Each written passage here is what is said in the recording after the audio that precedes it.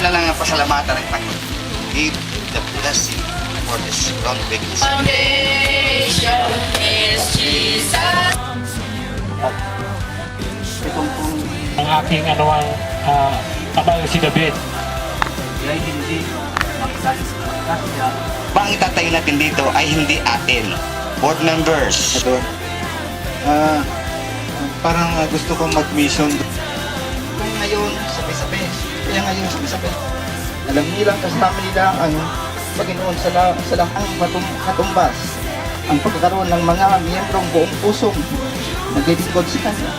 Unang-una, nagpapasalamat po ako sa ating pastor na si Manny Malonzo. Nang dahil po sa kanya, dito po nagsimula lahat ng mga adhikahin niya para sa Pre-Methodist Church.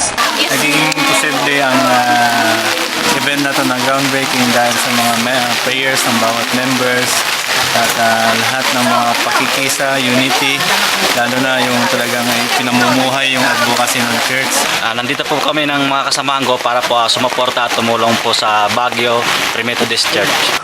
Para tumulong sa paggawa ng tahanan ng Panginoon dito sa Baguio. Kasi ang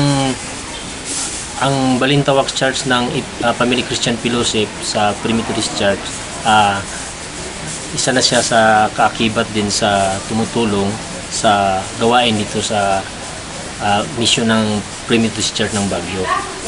Kaya nandito po kami dahil full support po talaga kami sa gawain. Tutulong ako! Tutulong kami! Tutulong ako! Tutulong ako! Tutulong kami. Tutulong kami! Tutulong ako! Tutulong kami!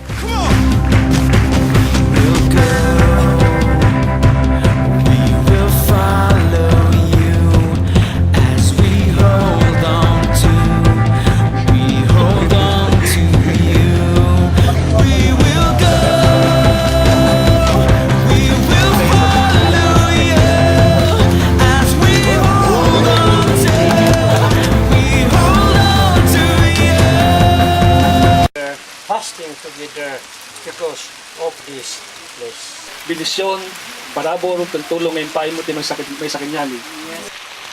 And the love of our Lord Jesus Christ. And na kami. Salamat Ama. Maraming pong salamat sa patuloy na pagpapala.